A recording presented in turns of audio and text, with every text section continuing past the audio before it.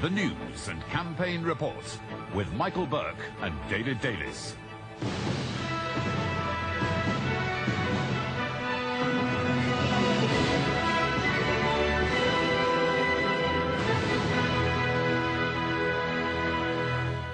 The Liberal Democrats have accused the other two parties of gazing into the gutter.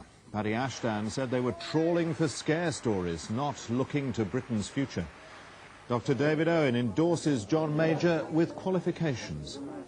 The Scots Tory who said Labour would swamp the country with immigrants is shunned by enemies and colleagues. And it had to happen. First past the post in the National, a horse called party politics.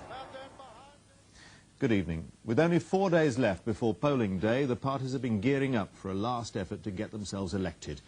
The Liberal Democrat leader Paddy Ashdown has accused the other two main parties of gazing resolutely into the gutter. The Conservatives have been saying that a Labour government would ruin the economic recovery. Labour has said John Major was personally responsible for the poll tax. The opinion polls in tomorrow's papers mainly indicate that Labour is in the lead. They range from suggesting the two main parties are level to a Labour lead of 6 points. The Liberal Democrats achieved their highest figure of the campaign in one poll. The BBC poll of polls, a weighted average of the 4 individual polls tonight, suggests Labour have maintained a 3% lead. The Conservatives are on 37, Labour 40, and the Liberal Democrats' midweek improvement is sustained on 19%. The Liberal Democrats appear to be taking away support from both the Conservatives and Labour. But in most of their target constituencies, the main enemy is the Tories. And met by demonstrators in the West Country, Mr. Ashdown spelt out the consequences. I'll tell you this, I'll give you this promise. You vote Labour and you wake up Friday morning with another Tory MP. It's important for Mr. Ashdown not to give the impression that he would find it easier to work with a minority Labour government. That could send potential Labour defectors back to Mr. Kinnock.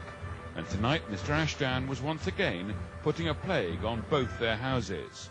Those two, with their gaze fixed resolutely on the gutter, trawling for some pathetic scare story to frighten the voters, those two, Tory and Labour, have refused to lift their eyes to a wider vision where Britain's future is in the making. We Liberal Democrats have been determined to keep that future firmly fixed in our minds during this campaign. Mr. Major had a breakfast meeting with business leaders.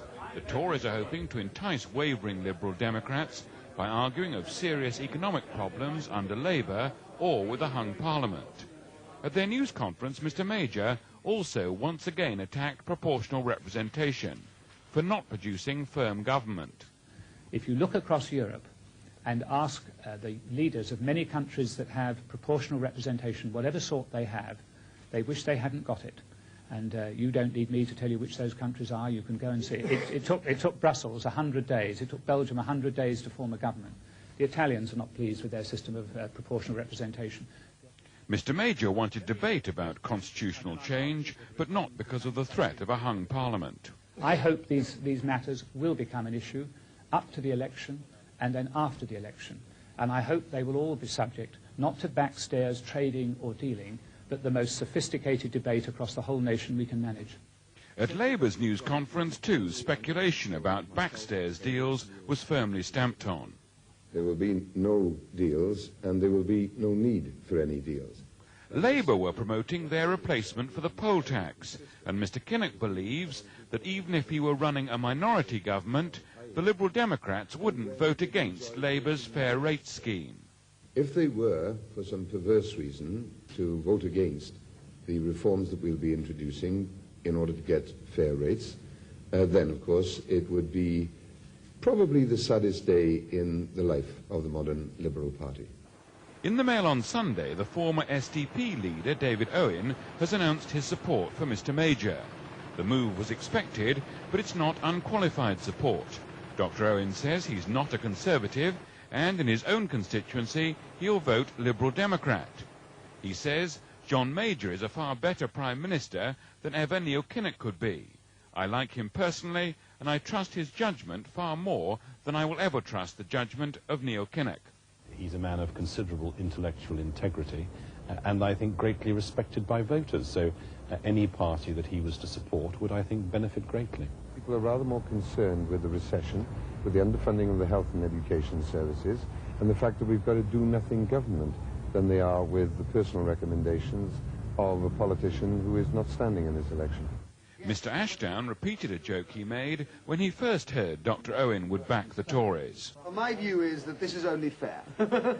I think that the other three parties have had David Owen's support. I think it's only fair that he now. Another former influential politician also tried to influence voters. Because of his strong views on Europe, Enoch Powell, once a Tory minister and later an Ulster Unionist, gave this advice to a voter in Mr Major's constituency. But I will be candid with him and say, if you vote for the Conservative candidate, you betray your country. With only 4 days of campaigning left, the parties have very few shots left in their lockers. Their only hope is that wavering voters will be open to last-minute persuasion. In the past, opinion has sometimes appeared to shift significantly in the last few days, and with a race so close, no one can afford to relax. And later in the programme, we'll be looking at the political fate of those like Dr Owen who rejected the merger of the old Liberal and Social Democratic parties. Now, 5 out of 6 of the national opinion polls and panel surveys in tomorrow's Sunday newspapers put Labour ahead. The 6th suggests the two main parties are level. With the full details and his analysis of the findings, here's Peter Snow. Well, Labour leads the field as they enter the final straight, but their current level of support wouldn't quite present Mr Kinnock with an outright victory. Only one of tonight's 6 surveys would put him in number 10 with an overall majority. Of tonight's polls, the 2 which sampled earliest are Gallup in tomorrow's Sunday Telegraph, which puts the Conservatives level with Labour on 37.5, and the Liberal Democrats on 22, their highest figure in any poll of the campaign so far. Harris, for the Observer, has the Conservatives on 38%, Labour on 40%, and the Liberal Democrats on 17%. Interviewing for both of these was done Thursday and Friday. ICM for the Sunday Express puts the Conservatives on 37%, 2 behind Labour, who are on 39%, and the Liberal Democrats on 19%. Interviewing was done all on Friday. And NOP for the Mail on Sunday puts the Conservatives on 35%, that's 6 points behind Labour on 41%. The Liberal Democrats on 20%. NOP's interviewing yesterday and today. So, when you look at the party in the lead in the 4 polls, Gallup puts them level, and the other 3 put Labour ahead. 27 out of the 39 polls in the campaign so far have put Labour ahead. 11 have favoured the Tories, plus, of course, that one dead heat on the left there in tonight's Gallup. 2 panel surveys tonight also put Labour ahead. Murray in the Sunday Times has them 2% ahead. NOP in the Independent on Sunday puts them 3% ahead. Now, last Sunday, the same panels put Labour 2% ahead in Murray and 1% in NOP, so only NOP shows a small shift to Labour. Now, tonight's poll of polls leaves out the panels and averages just the 4 opinion polls. And it shows only a small shift from when the race began 3.5 weeks ago. Then, Labour were on 41%, the Tories 2% behind, and the Liberal Democrats on 15%. During the first full week, Labour broadly stayed ahead. Then, in week 2, the gap closed briefly, but then Labour opened it up again with the Liberal Democrats gaining some ground. This week, Labour's briefly opened up a gap of 4 points, but tonight they're back to just 3 points ahead in our poll of polls. Labour are down 1 point on where they began the campaign, the Conservatives down 2, and the Liberal Democrats, the main gainers, up 4. Now, here's the difference between tonight's party support and the last general election in 1987. The Conservatives down 6%, Labour up 8%. That's a swing to Labour of 7% when you average the 6 and the 8. The Liberal Democrats down 4, where the Alliance were last time, and the others up 2. So what would those changes in party support do to the shape of the House of Commons if people vote next Thursday exactly as they're now telling the pollsters they will vote? If we apply those changes precisely in every seat, almost certain to be on the opposition benches, the Conservatives would be the smaller of the two main parties with 290 MPs. Beside them, the Liberal Democrats on 19. We've made no allowance for any local successes they may have. The others, Nationalists and Unionists, 24. And on the government benches, there's the winning post, the 326 Labour needs for an overall majority, and they wouldn't quite make it. With 318 MPs, they'd be just short by 8 of an overall majority.